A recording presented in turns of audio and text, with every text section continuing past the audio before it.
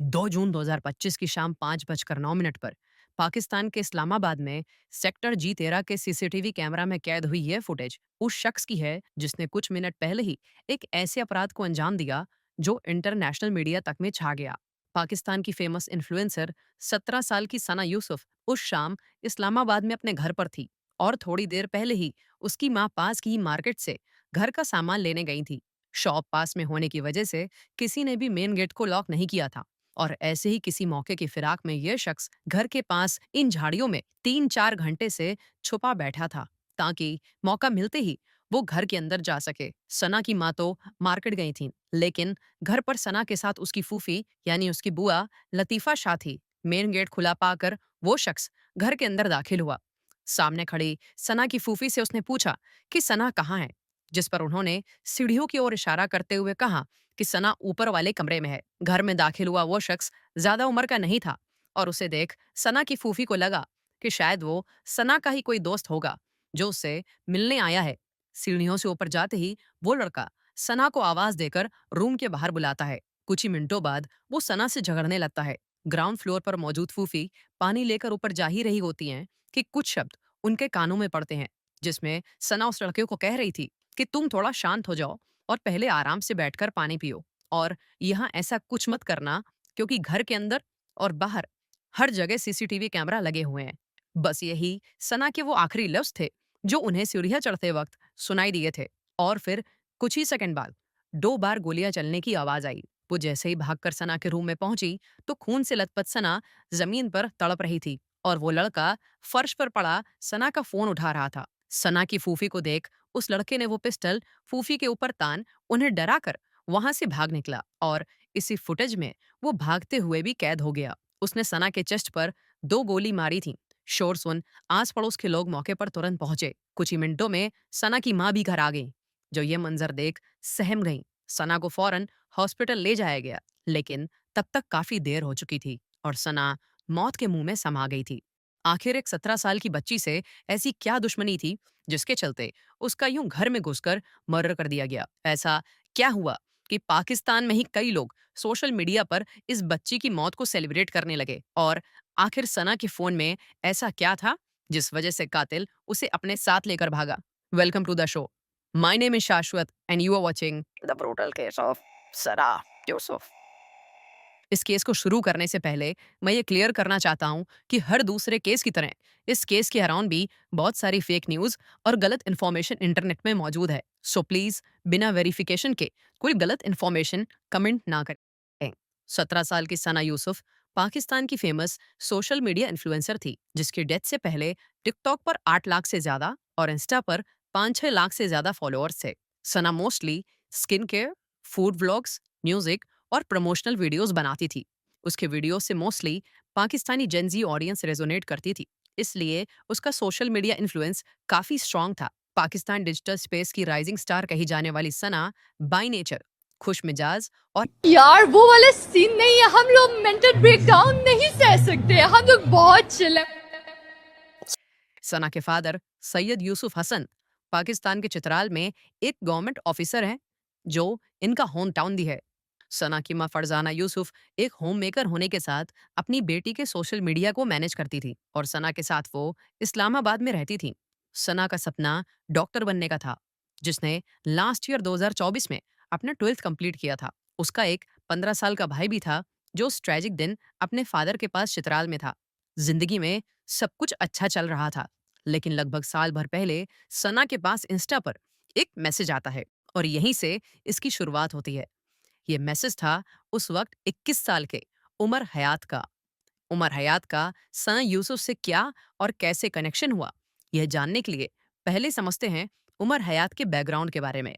उमर हयात अपने पिता की चौथी शादी से हुई सबसे छोटी औलाद था। उमर की माँ 2 साल पहले ही गुजर गई थी और उसके फादर एक रिटायर्ड गवर्नमेंट एम्प्लॉय थे, जिन्हें पेंशन मिलती थी और उसी से उमर हयात अपना भी खर्चा चलाता था।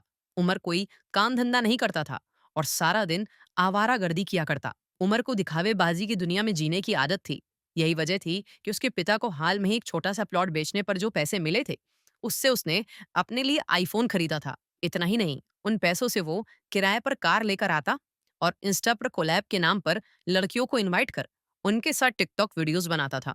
पाकिस्तान के फैसलाबाद डिस्ट्रिक्ट में जरानवाला का रहने वाला उमर खुद को प्रॉपर्टी टाइकून बताता था और अपने को रईस शो करने के लिए वो पॉश एरिया में जाकर वीडियोस बनाता था, जहां बैकग्राउंड में नजर आ रहे बंगलोज और लग्जरी कार्स को वो अपना बताता था। उसकी पूरी दुनिया सिर्फ झूठ पर ही बसी थी और उसकी सोशल मीडिया में जो कुछ भी नजर आ रहा था वो सच्चाई से कोसों दूर था। और सिर्फ झूठ ही नहीं, बल्कि इसका नेचर इतना घटिया था कि इसके मोहल्ले वाले तक इससे परेशान रहा करते थे। उमर पेड कोलैब, फोटोशूट और म्यूजिक वीडियोस के नाम पर इंस्टा पर कई लड़कियों को अप्रोच करता और उनके साथ टिकटॉक वीडियोस बनाता था। और ऐसे ही एक दिन इसकी नज़र सना यूसुफ की प्रोफाइल पर पड़ी। सना एक बड़ी इन्फ्लुएंसर थी और उमर को पता था कि वो उसे बाकियों की तरह अप्रोच नहीं कर सकता।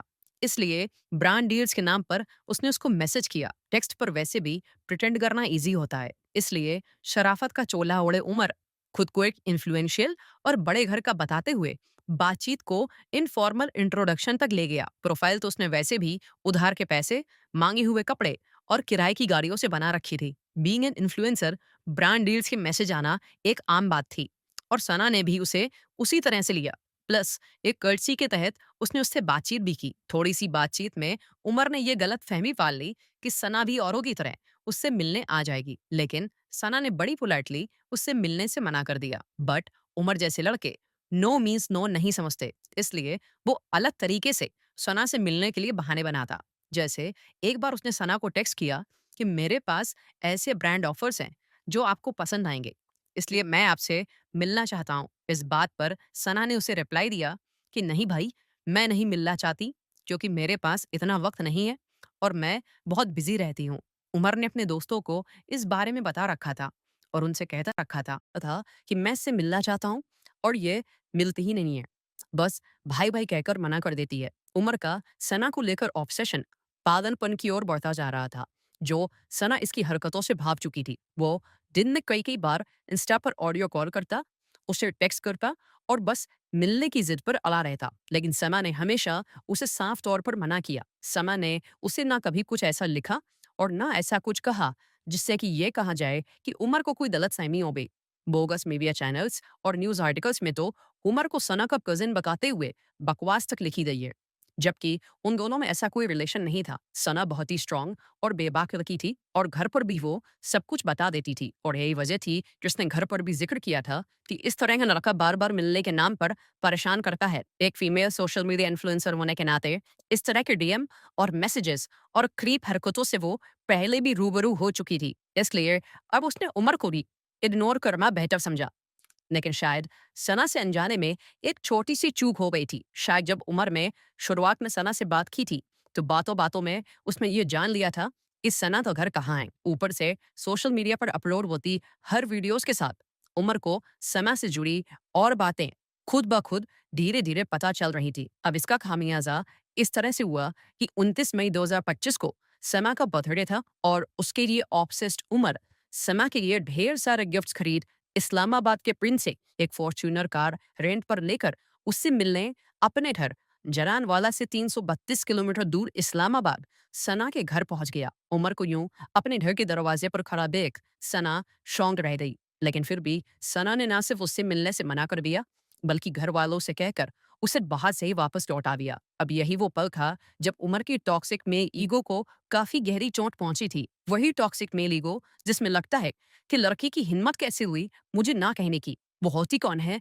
मुझे मना करने वाली। और ऐसे लड़कों में बसा ये जहर जब सनक बन दिमाग में दौड़ता है तो उन्हें लगता है कि अगर ये मेरी नहीं हुई तो ये किसी की नहीं हो सकती। और यही सनक उसके दिमाग में तब और उतर गई जब सना ने अपनी बर्थडे सेलिब्रेशन का ये वीडियो इंस्टाग्राम पर पोस्ट किया। इस पोस्ट को देख उमर को लगा कि मैं इतनी दूर से इतने गिफ्ट लेकर उससे मिलने आया था और वो मुझे बेइज्जत कर खुद बड़े आराम से एंजॉय कर रही है। दिमाग में पली इसी सनक के साथ अब उसका मन सिर्फ और सिर्फ सना से बदला लेने के लिए करने लगा। 2 जून 2025 की दोपहर से ही वो सना के घर के आसपास मंडराने लगा था और नजर रखे हुए था कि शायद सना या तो घर से बाहर निकले या फिर उसके घर का गेट खुला मिल जाए। आखिरकार घंटों इंतजार करने के बाद उसके हाथ मुंह मौका लग ही गया जब सना की माँ बाहर निकली और मेन गेट अनलॉक्ड रह गया। घर में मौजूद सना की फूफी यानी बुआ उसको पहचानती नहीं थी और कम उम्र का होने के चलते उन्होंने उसे सना का दोस्त समझने की भूल कर दी। उमर सना की मर्डर करने के इरादे से ही आया था, इसलिए वो अपने साथ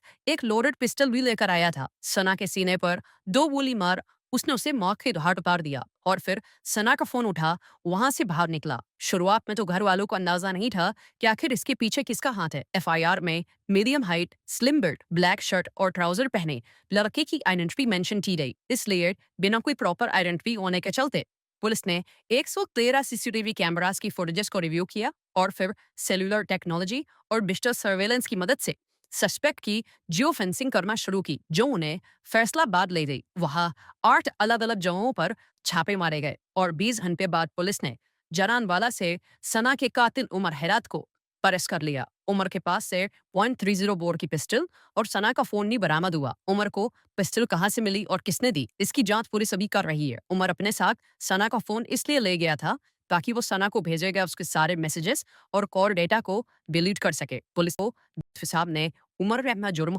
कबूल कर लिया और इसी बेसिस पर पुलिस ने पर्सनल रिजेक्शन को प्राइमरी मोटिव बताया। पर्सनल रिजेक्शन सना की मर्डर का प्राइम मोटिव। ये खबर न सिर्फ पाकिस्तानी मीडिया बल्कि इंटरनेशनल मीडिया में भी छा गई और सबसे ज्यादा हैरानी इस बात की थी कि पाकिस्तान के ही कई लोग इस मर्डर को सही और जस्टिफाइड बताने लगे। कोई उमर हयात के इस क्राइम की तारीफ कर रहा तो कोई इसे सफाई का नाम दे रहा। लेकिन क्यों? क्योंकि यह है कुछ लोगों की सड़ी हुई मानसिकता, जिनको लगता है कि एक लड़की का सोशल मीडिया में वीडियोस बनाना गलत है, गंदगी है, उनके कल्चर का अपमान, उनकी वैल्यूज की तौहीन है। जबकि इस केस में अगर हम सिर्फ समय की बात करें तो उस बच्ची में कभी भी ऐसा कोई वल्गर वीडियो या फोटोज पोस्ट ही नहीं किया। लेकिन नहीं, जिनके दिलो दिमाग में गंदगी भरी है वो हर बात में अपना जस्टिफिकेशन घुसाई देंगे। अब आते हैं इस केस के सबसे अहम मुद्दे।